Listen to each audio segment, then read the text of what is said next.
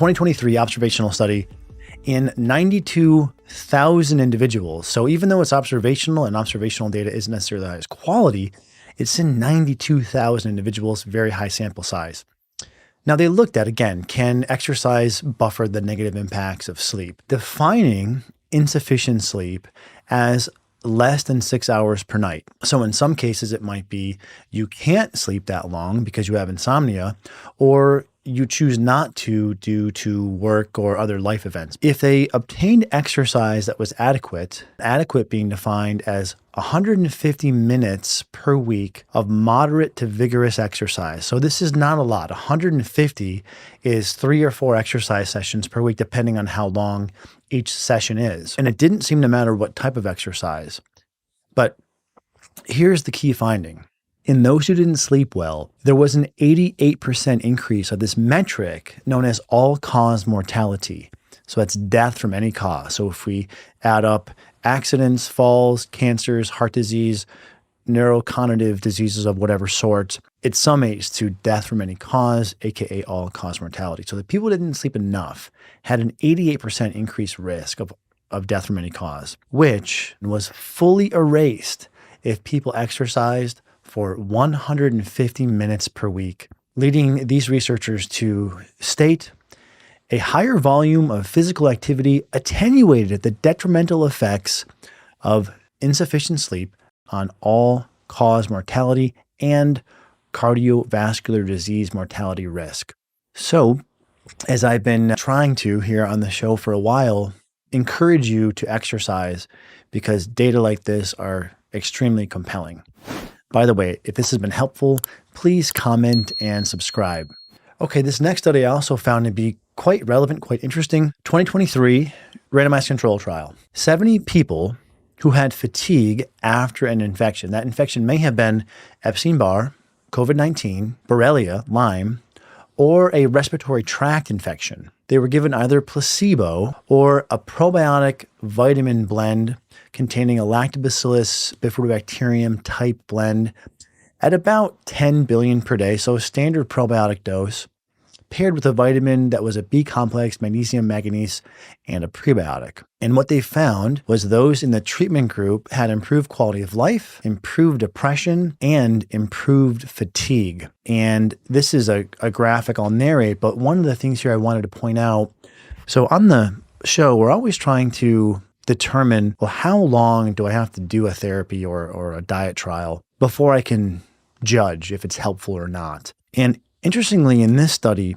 the difference between groups did not become significant until the 6-month mark. There's a trend you see at 3 months, but it really wasn't significant until 6. So I keep trying to share this because on the one hand, I fairly uniformly see when working with people, if something is a right fit, they're going to know inside of a month. But there are data points that have shown 2 or 3 or even 4 months until a real significant effect is realized. So this is something that you'll have to take on a case-by-case basis, but just wanted to share what I found interesting from this paper regarding time to response.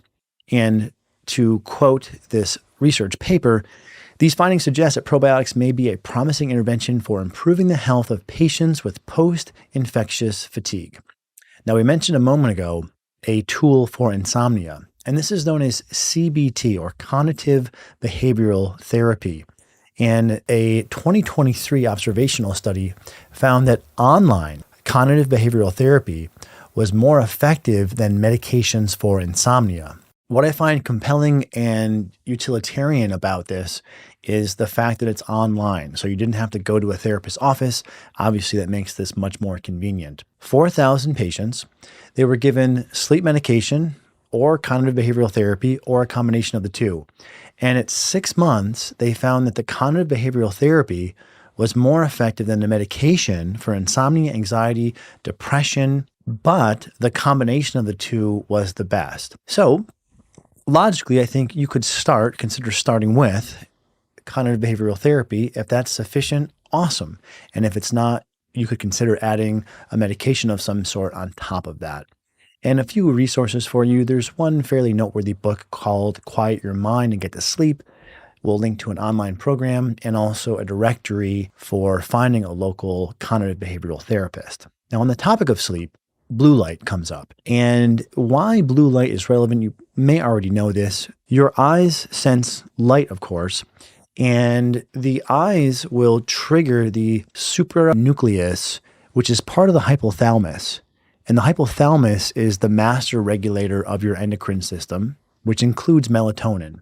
So when we have daylight, this inhibits the production of melatonin, which is good because melatonin makes you sleepy. You don't want to be sleepy during the day. And at nighttime, if you don't have a lot of light exposure, you inhibit the suppression, or you allow the production of melatonin, and therefore you sleep. So it follows that techniques to reduce blue light at night may improve melatonin and therefore sleep. But as you're probably accustomed to me asking, show me the data.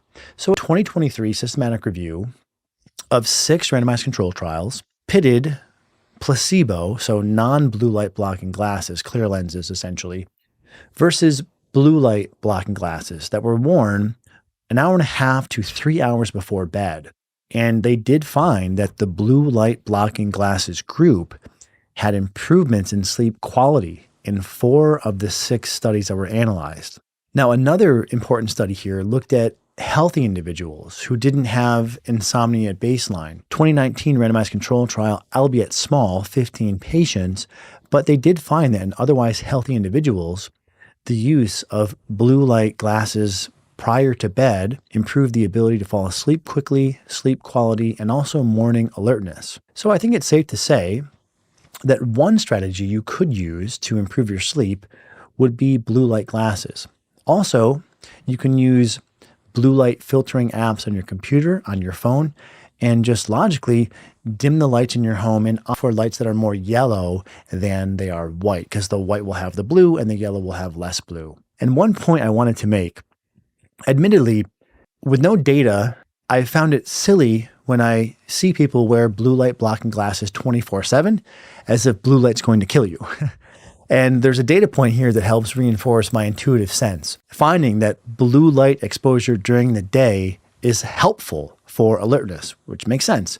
2019 observational study, they took a small group of university students and exposed them either to warm light, so this is something that's going to be more yellow, or blue light. And they found the blue light exposure group had increased alertness, better mood, and a reduction in their melatonin levels, which during the day, obviously you want. So just a note, if you're one of the people who's been led to believe that blue light is always problematic, that's not true. Blue light during the day is good. Blue light prior to bed, we want to try to filter out or reduce.